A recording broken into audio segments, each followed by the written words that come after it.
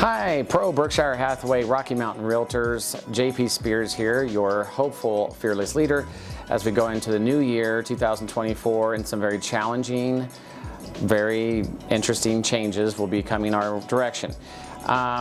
Just a couple of things to start. DORA, the Department of Regulatory Oversight, as some of you may not know what DORA stands for, is doing a lot of changes with licensing and things like that. Now, the division is focused on a couple of key elements this year, and one of them is sign crossing. So be careful when you're engaging. There is a lack of listings, as you agents know, and there's a lot of competition out there.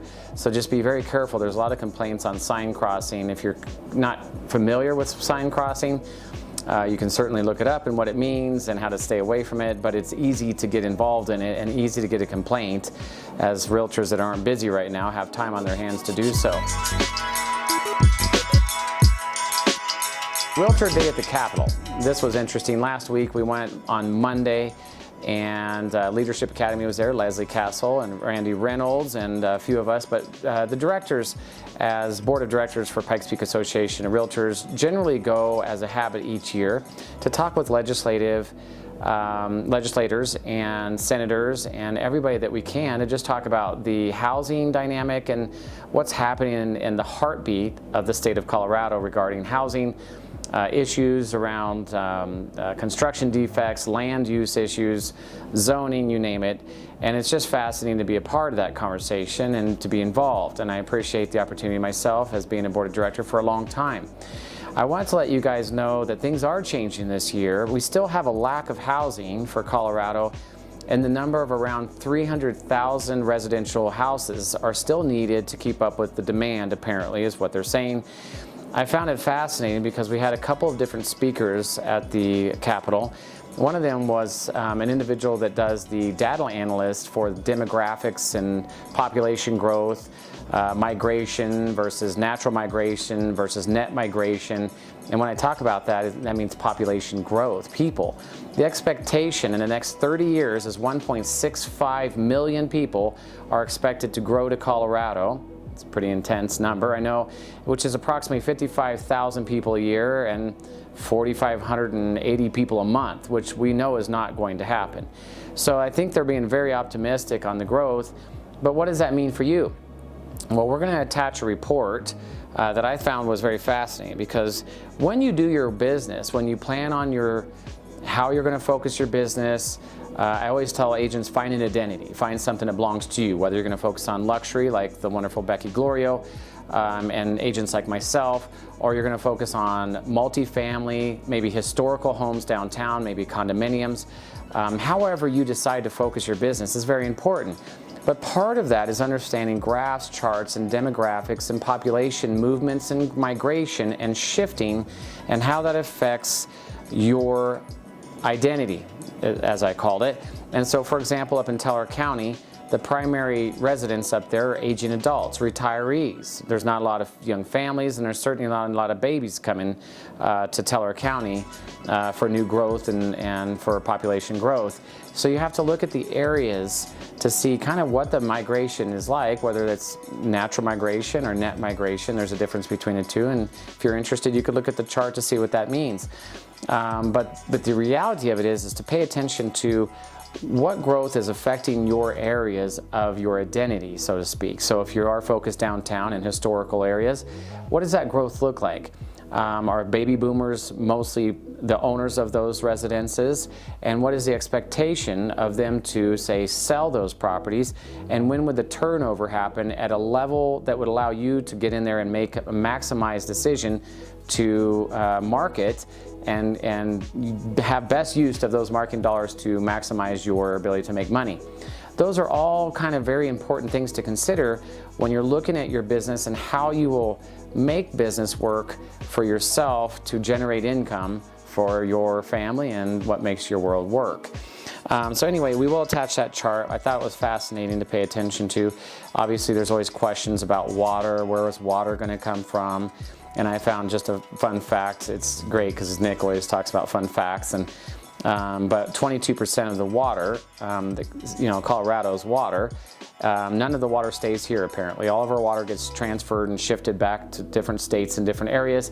So for example, in California, 22% of our Colorado water goes to California to grow a particular grass that gets shipped to Japan that feeds Wagyu cows for steaks and ground beefs and Wagyu beef. So a quarter of our water in Colorado goes to growing a particular grass to feed cows in another country. So it's fascinating to understand dynamics and how those affect your state, but more so, where's our state going and how does that affect your local business is the important part of this conversation, and that's why we believe this chart will help you. And if you have questions about how this all correlates with your business, please reach out to us. We'll be happy to help you. kvCORE is very important for some of you agents that have not been participating in kvCORE. I think we're about 7 campaigns in now. And when I say campaigns, that means we've taken a tremendous amount of time as a group to craft a campaign that's designed for each type of consumer that we meet, whether that's an open house or a buyer or seller, new construction. Anytime we meet somebody that's a prospect that we want to turn into a client, we can now launch a campaign that stays in touch with them. Even for folks that we sold homes to stay in touch with that seller after the closing, keeping them informed and educated on what it takes to take care of a home after the closing. Our campaign is amazing, and it's been supported by a group of individuals that's been dedicated to showing up for the classes on Thursday from 11 to noon. If you're interested in participating, please jump into those Zoom links because we'll find that it's very, very educational and it's going to be very helpful. Remember that Berkshire Hathaway has an agreement with kvCORE. Please look up kvCORE if you're not familiar with the process and the value of having this particular of a database. But it's $500 a month value to each agent being supported by the Berkshire Network. Now, if you called them today as a single agent out of your garage, they would say it's $500. Now, as a group of 100 or more, Berkshire gets a significant discount. So they're not paying $500 on your behalf, and we understand that. But the value is still there. And so you say, okay, what are we paying for when we pay the 6% franchise fee for Berkshire Hathaway? Because I've had agents argue, you know, what's it worth and what am I getting? What value is it? Well, this is one of those tremendous value propositions that you get. I can tell you that we've gotten somewhere around $8 million in business in the last couple of years just from the Berkshire Hathaway brand. I've had people call me and say that they wanted this brand on their listing. It just happened in December on a $1.16 million listing where I ended up double-ending it, and they called because they had looked me up and looked at my Google reviews, and they wanted the Berkshire Hathaway brand on their house. Going to the Google review process are part of it. That's a big deal. I did a CMA yesterday on a house in the Broadmoor, and we're going to list it at $1,025,000, and we competed against 5 other brokers. Part of why they chose us was 2 things. One, because they read the 29 Google reviews that I have on me, which doesn't sound like a lot, but it is a lot when you look at other realtors that do not have any Google reviews. And then they looked at who sold properties in their area. We sold 5 properties in the last couple of years, and Becky Glorio sold a few of them up there. So combined between a couple of us Berkshire Hathaway agents, we made it look like our presence was strong in the Broadmoor area, which it is, and they wanted to make sure that we were fluid in their area and understood the type of property and how to sell it. So between the Google reviews and just being knowledgeable and being reputable in the area, we were able to get another $1.25 million listing, $1,025 million listing. So just remember, the brand is very important, but how you use the brand and how you market yourself combines with the power of what the brand can do for you. And the tools with the database with kvCORE will absolutely set the foundation for your success. I know I talk a lot about this kvCORE, but I can tell you I believe strongly in databases, and there's a very important reason why. My mentor used a database when I started, Stuart Scott, and generated about $80,000 a month in revenue. My boss, who I was an assistant to, had been in business the same amount of time as Stuart, 25, 27 years at that point, and generated about an average $12,000 a month. The significance between the two is Stuart used a database and Kathy didn't. And that was the key element that I discovered as an assistant. So I'm just suggesting that maybe you guys should really explore your database.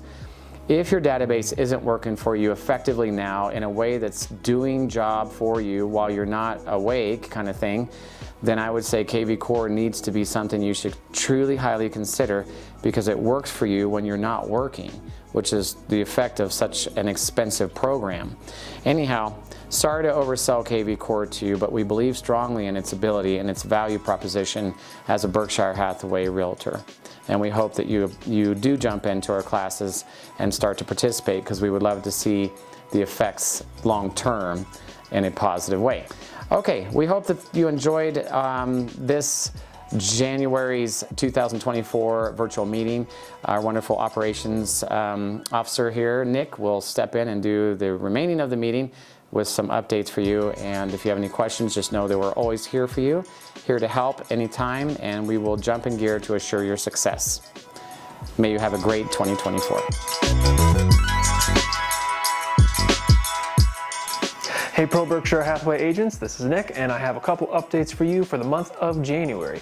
The first one is the annual update course. As you guys know, at the beginning of the month, we offered a class through Empire Title taking place on the 17th, the 18th, and I believe the 25th. If you were not able to attend that class, we do have one being provided by NCB, Northern Colorado Brokers, that's upcoming February 22nd. It's going to take place from 9 a.m. to 1 p.m., and it's going to be at the cost of $40 per agent. So if you would like to attend this Zoom meeting, feel free to send me an email at nick.stair@bhhsrmr, and we'll be sure to get you registered. Next up is Sales Convention. Coming this March 10th through the 12th, the Berkshire Hathaway is doing their annual sales convention. Normally it takes place in Las Vegas, but this time it is taking place in New Orleans. Earlier on within last year, towards the end of the year, around October, September, and whatnot, you were able to get early bird specials and more affordable pricings, but now we're at the last part of pricing. So it's now to regular ticket price at $625 a person. So the only other option left is if you were to show up in person, and I believe that's $725. So now is your last chance to get it. Be sure to do so if you want to. You can find it in the Resource Center. Go under Training and Events, Network Events, Sales Convention, and you'll see a big box that says Registration. Last thing is I just wanted to remind you, we have officially moved to pay at the table starting on January 1st. That means instead of taking the title check from closing back to the office for us to then disperse, you're going to be getting paid at the table with your own check, and the office check is just going to be mailed to us. And the way that we can assure this process goes smoothly for you and there are no hiccups, you want to go into CTM and look up Closing Data Sheet. You want to download this file, upload all of your information regarding the transaction, and then put it into the SkySlope box, and do this at least 3 days ahead of closing. That way everything is prepared, you get your checks when it comes time for closing, everything works out. And those are all the updates I have for you today. Thank you guys so much for attending our January virtual company meeting, and we look forward to seeing you guys in the next one.